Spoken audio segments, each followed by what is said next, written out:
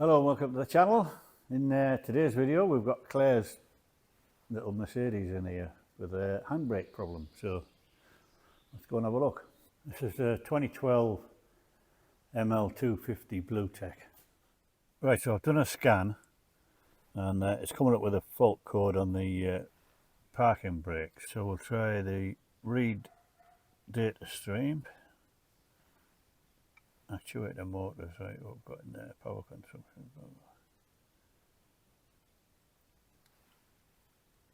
Voltage at left brake and right parking brake. So we'll try both of those and see what the voltage is.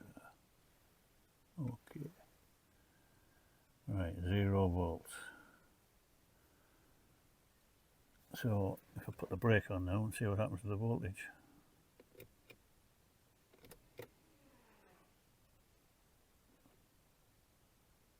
Back off.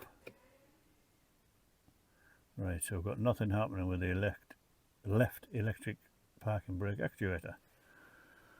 So we'll go and investigate. I'll just take this back wheel off, see what we can find. Right, I've got the wheel off, and this part here is the actuator, the actual motor that applies the parking brake. So I'm going to take that off and replace it and see if that cures it. This is the part we want off. It's only held on with 2 studs, so we've got one here and one up this back side, a little bit more awkward to get to, and a wire on the top needs unplugging. Now these are Torx 30 and that one was quite tight. I've got a lot of penetrating oil in there, that's what you can see, it's not brake fluid. I have slackened this off already, so but be very careful because it gets a lot of crap in off the wheel and a lot of road salt and shit, because we don't live in California here. So we'll take these 2 studs out and that should just pop off. We'll disconnect the cable,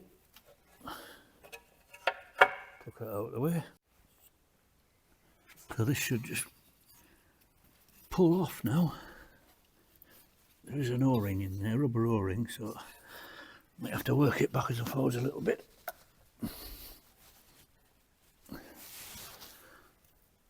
Yeah, it's not going to fall off, is it?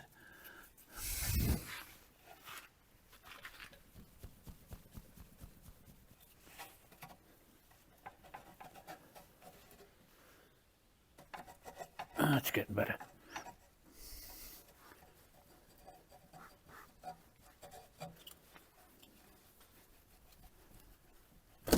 Oh, there we go. There's the old one off. And as you can see, it's a bit crusty in here. That's the brake caliper side, so I'm going to need to give that a good clean up. Get all the old crud off. And I'll put a bit of fresh grease in when I put it back together. Right, so I'll clean that up now. I'll take the old O-ring off. Get a new one with a new actuator.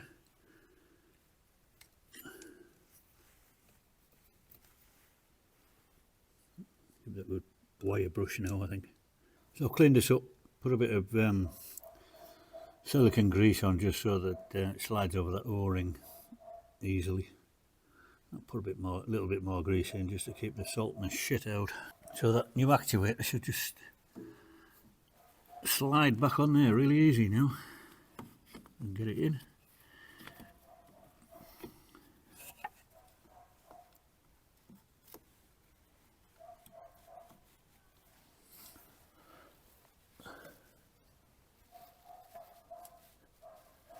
There we go.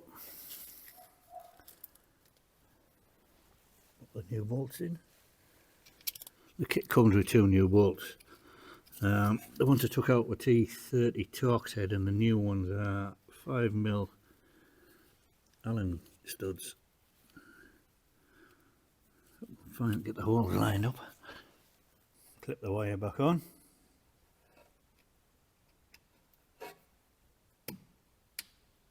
You hear it click on.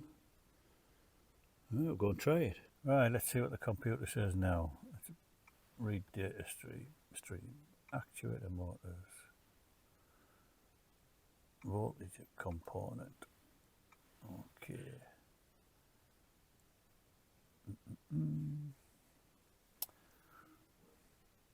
Right, let's apply the brake.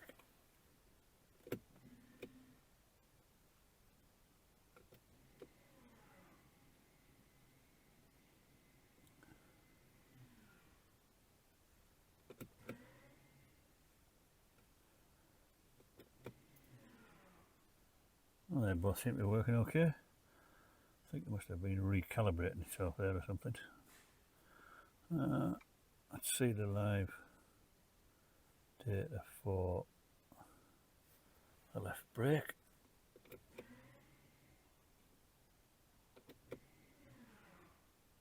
Right. That's okay. Let's try the right one. Look at the live data.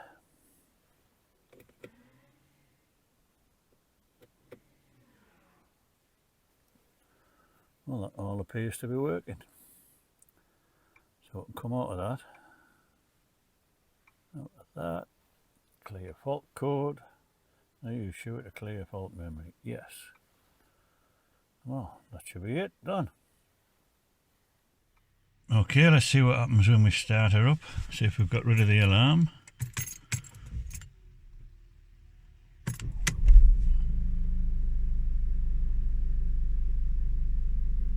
Yeah, that seems to have cured it.